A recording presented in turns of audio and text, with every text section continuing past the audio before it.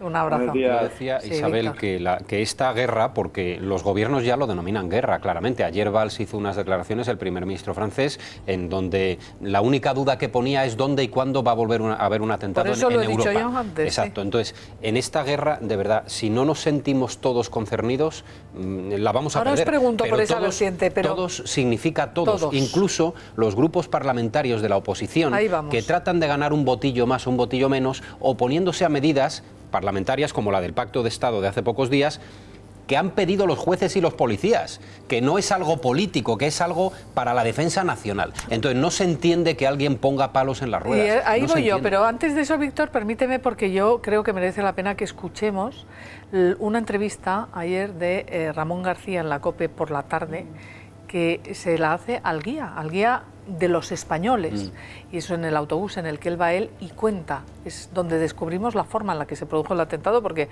hasta entonces es muy confusa, y verdaderamente menuda entrevista, menudo relato de qué es lo que se ha vivido allí en Túnez. Escúchenlo. Sí, realmente era una película de terror. Yo llevaba pues 40 personas y de repente he mirado, era las 12:10 en punto, he mirado a mi derecha, a unos 15 metros, un chaval vestido normalmente, unos vaqueros, una chaqueta azul, sin barba, saca de un bolso un Kalashnikov, estaba nervioso, así que a 2 minutos, va a cargar y a disparar de repente. Pero a disparar unos 6 minutos seguidos, sin parar. ¿De acuerdo? Y yo pues corriendo como todos, hacia la izquierda había una mezquita pequeña, detrás de la mezquita me escondí. La operación, cuando llegó la policía, desde que el chico empezó a disparar hasta que terminó todo, 2 horas. Que cuando he salido he encontrado solo a periodistas, ¿de acuerdo? Ningún policía que ha hablado conmigo, estaba lleno de policía y quería volver a la entrada del museo para saber los míos. No me han dejado entrar. Pero, y luego cuenta este hombre cómo descubre que hay un terrorista que entra en el autobús, a ver si pudiéramos escucharle a él contarlo, porque verdaderamente es el relato más increíble que yo he oído, y cuenta cómo asesinan a Dolores y Antonio, que son los que estaban en ese autobús. Esos autobuses, yo concretamente en Túnez, en esos autobuses turísticos con el guía que te va explicando, es que te ves en la situación, te ves perfectamente porque es algo dramáticamente real, ¿no? No, en este caso, a mí lo que son las dos caras. Lo que te da pena es que, por un lado, lo que veíamos, el caso del matrimonio, este joven que se ha salvado, y lo otro que es, sobre todo, un viaje que se lo habían pagado sus propios hijos para que y terminar así es una forma tan trágica. Pero bueno, a mí me da también pena por Túnez. Túnez es el 7% del PIB, el turismo. Es un país, no se puede decir que es un país que vaya por una vertiente islámica radical, pero de a poco, después de la primavera árabe, la tragedia es que está calando, como decía antes, el salafismo, y eso puede traer muchas consecuencias. Con lo cual, definitivamente algo Bueno, pero hacer. aquí, por traerlo a España, a mí yo recojo el guante que lanzaba Víctor. Hace 3 semanas aproximadamente vivimos, o 2 semanas hemos vivido esa aprobación de las nuevas medidas antiterroristas. Han pactado por primera vez Partido Popular y Partido Socialista en este gobierno de Mariano Rajoy.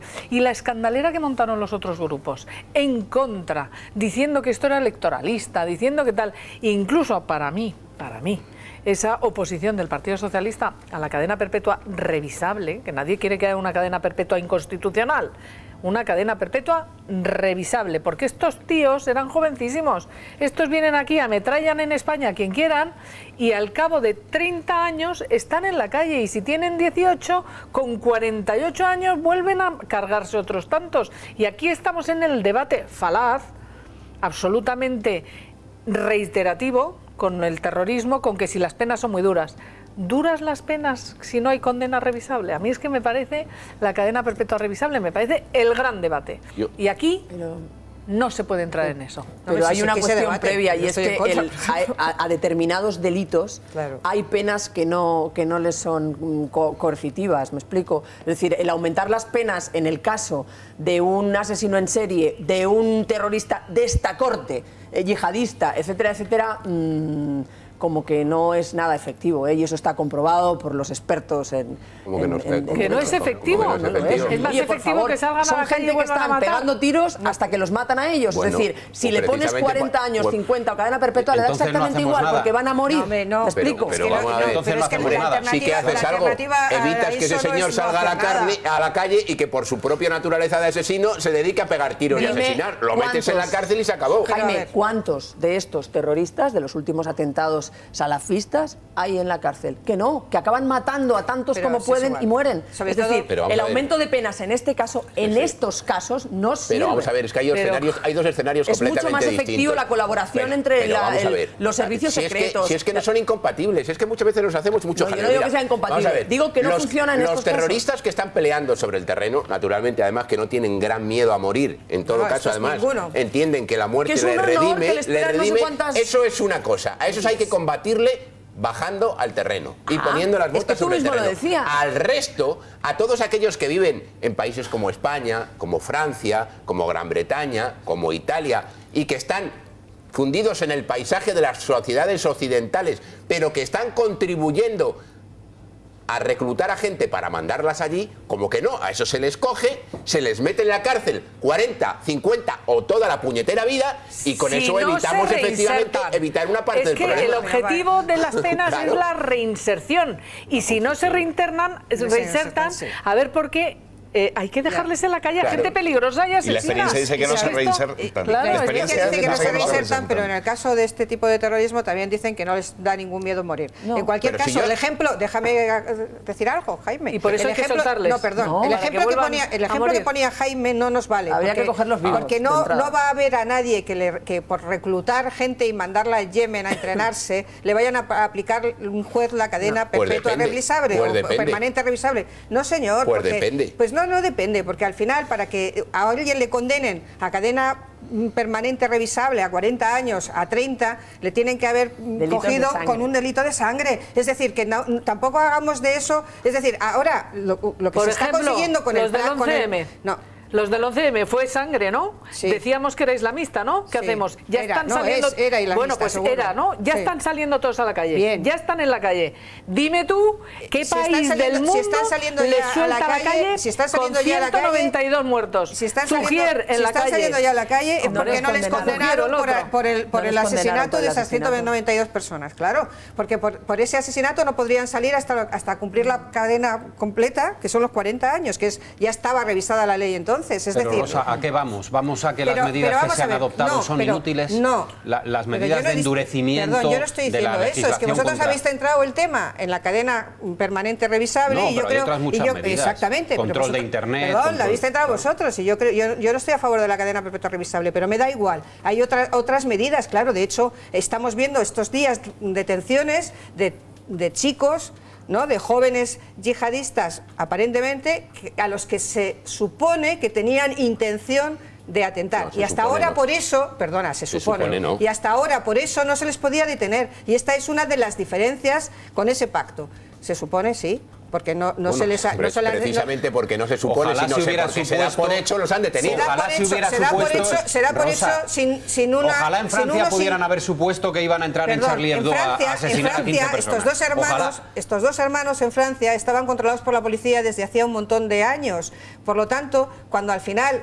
Es muy difícil la seguridad total, y lo dice también el señor Valls, al que ahora tanto apreciáis. El señor Manuel Valls también dice eso ahora, que la seguridad total es imposible, y te la dirá cualquier experto. Pero, si eso es evidente. Pero que hay un fallo en la seguridad cuando a dos hermanos como estos, uno de ellos entrenado en Yemen, no se les controla lo suficiente como para evitar que entren en esa riesgo. Pues habrá que endurecer la legislación, habrá que endurecerla más. Perdóname, solamente por dar el dato, que no fueron condenados por los asesinatos. Mira, la tercera condena más alta, porque hay dos en la cárcel todavía, la tiene José Emilio Suárez Trasorras, condenado a 34.715 años de cárcel.